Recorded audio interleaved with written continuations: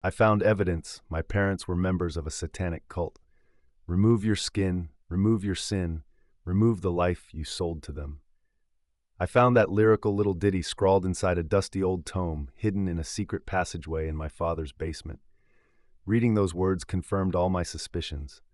The man who raised me was a black magician, and he'd fucked around and let something unspeakable loose upon the narrow little streets of our suburban community. Let me back up a second here. You may or may not remember reading about Pastor Noah Winters.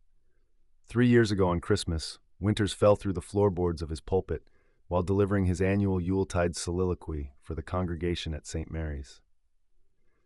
Built sometime in the 20s, St. Mary's had seen better days, and the pastor's penchant for pacing while he preached had worn the floor to little more than a hard film that, on this particular day, finally gave out.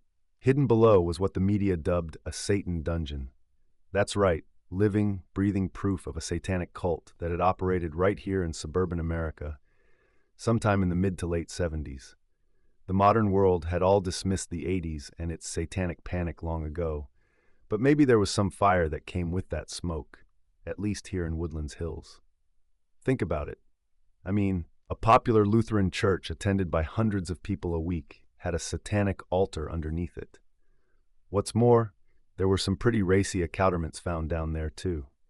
Not the least of these was what turned out to be the oldest grimoire known to man.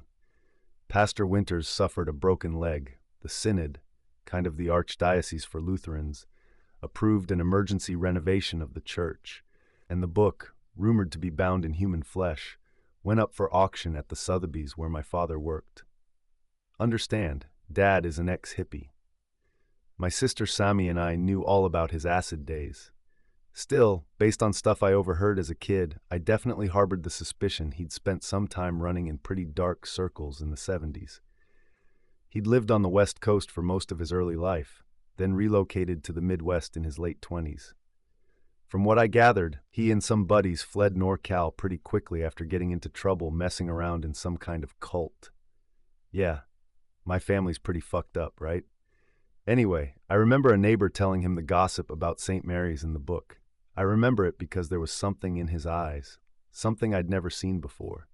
The sale took place in October of last year.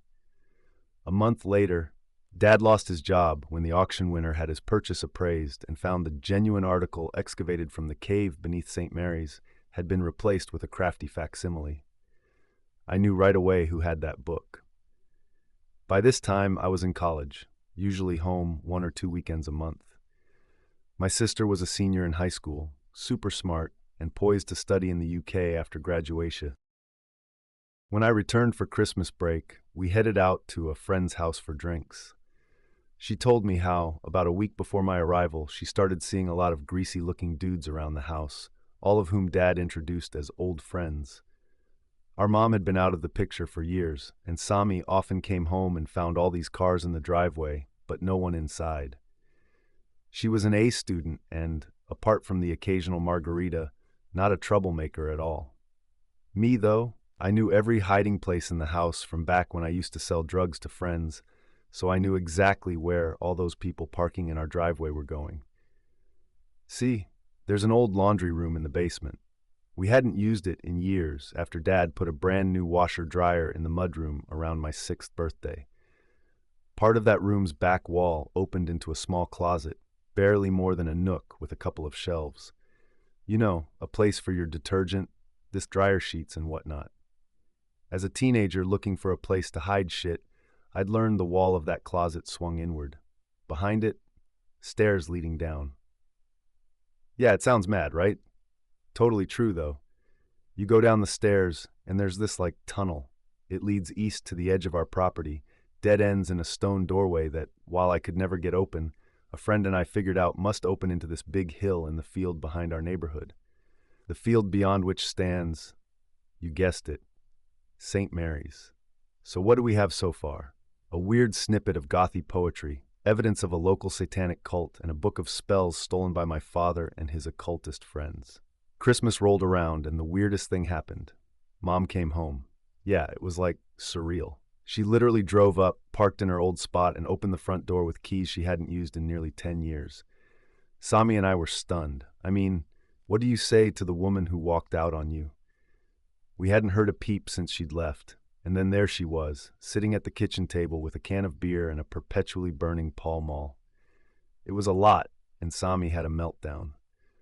I followed her to her boyfriend Cole's house to make sure she was okay. She wasn't, and then I went back, thinking I'd have it out with Mom.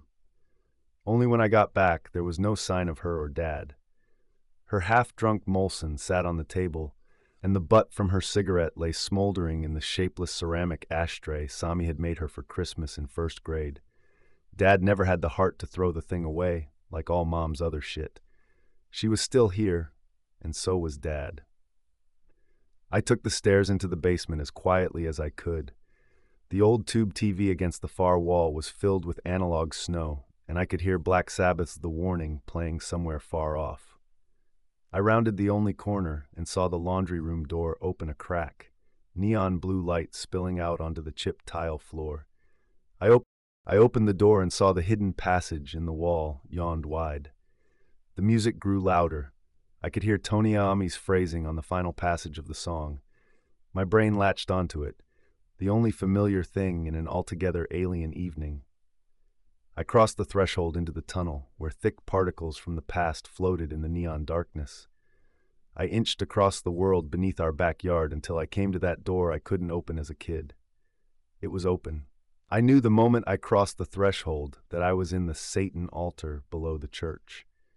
This meant that A, the synod's renovation hadn't touched this underground chamber below St. Mary's, and B, my parents had to have been involved in making or at least using the original altar, which stood before me like the horn of a giant goat.